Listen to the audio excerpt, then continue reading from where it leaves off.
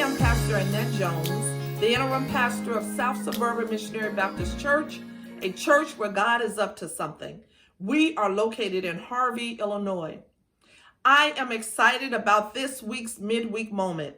I want to talk to you from the subject, I believe, do you? I want us to take a look at Matthew, the 9th chapter, starting right at the 27th verse. And it reads, as Jesus went on from there, 2 blind men followed him, crying loudly, have mercy on us, Son of David. When he entered the house, the blind men came to him, and Jesus said to them, do you believe that I'm able to do this? They said to him, yes, Lord. Then he touched their eyes and said, according to your faith, let it be done to you. And their eyes were opened. Then Jesus sternly ordered them, see that no one knows of this. But they went away and spread the news about him throughout that district. Although most of us have sight and perfect vision with prescriptions, many of us still cannot see what is before us. Because we cannot see it, we must just believe it. The book of Matthew was written to the Jews to answer the question of whether Jesus was the one. The disciples of John asked in Luke 7:20, are you the one who is to come, or shall we look for another? So Matthew records events and stories in his gospel to substantiate the claim of Jesus to be the one who fulfills the Old Testament prophecies of the Messiah. Matthew is a faith gospel. Matthew 9 is an interesting chapter because it records miracles that Jesus performed and Matthew's conversion to Christ.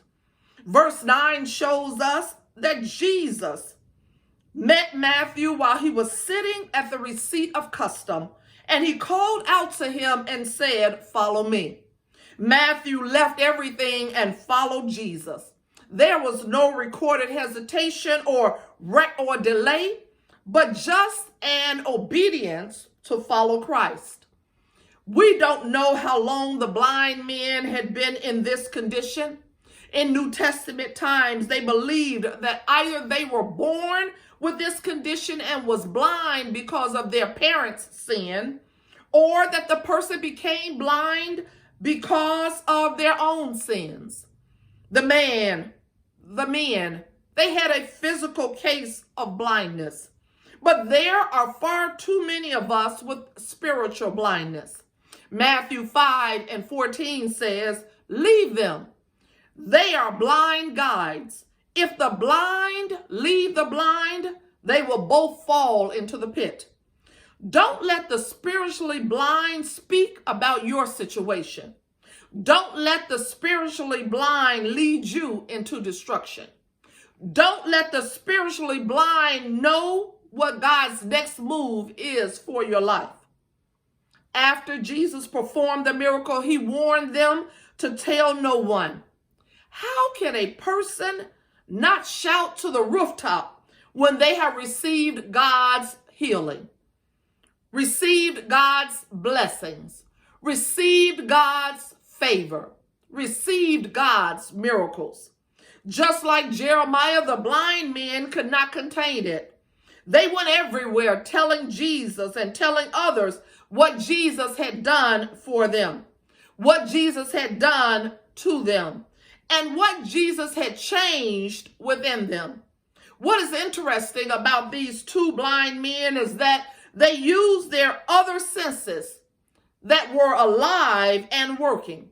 These blind men found a way to get to Jesus.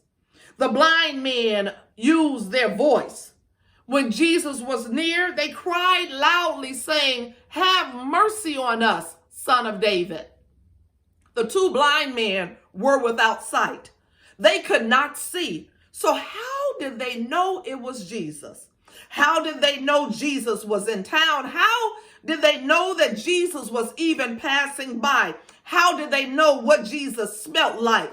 How did they know the voice of Jesus? How did they find their way to Jesus?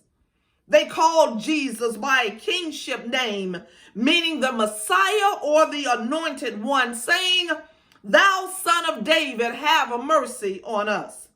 Not separately, but they said it together. And they said, "Have mercy on us." There is an us in our future. You'd better find you another us and touch and agree that there is a God in the midst and cry out loudly unto the Lord. In this corona season, you'd better open up your mouth and cry out unto God and find your way to Jesus. Martin Luther King said, "If you can't fly, then run. If you can't run, then walk. If you can't walk, then crawl. But whatever you do, you have to keep moving forward." My adaptation is, if you can't speak, then wave your hand. If you can't walk, then sit. And if you can't sit, then lay prostrate. If you can't dance, then stomp your feet. But whatever you do, you must find your way to Jesus. Come hell or high water, rain, sleet, or snow, come corona or any other sickness or disease, you better find your way to Jesus. Another sense that the blind men used was the touch to get their healing. When they entered the house with Jesus, the blind men said unto him, and Jesus said unto them, "Do you believe that I am able to do this?" They said to him, "Yes, Lord." Then he touched their eyes and said, "According to your faith, let it be done to you."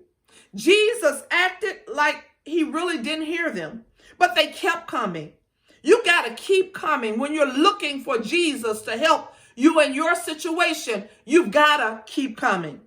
Jesus has us in his peripheral view.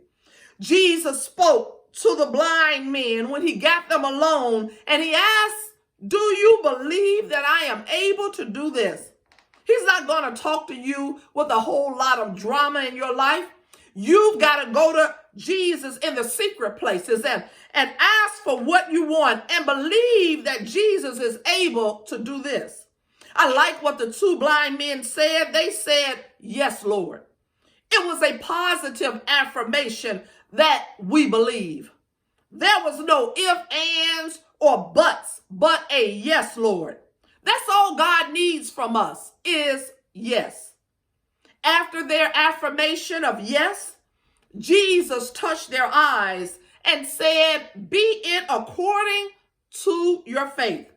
Here is the bigger miracle. The two blind men's eyes were opened according to their faith.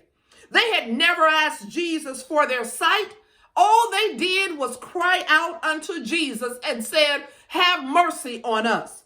Jesus, however, gave the two blind men what was in their heart, and their desire was to see. We must be witnesses unto the works and the miracles of God and tell everyone that we believe. When you see something, you ought to say something and bless God's holy name. When you see miracles being performed, let the redeemed of the Lord say so. When you see the fog or the favor of God over you, give praise unto God who is doing marvelous things. When you see great things happening in your life, give a shout out unto God. When you see the move of God in this decade, you ought to say what you saw. I believe. Do you? Be blessed.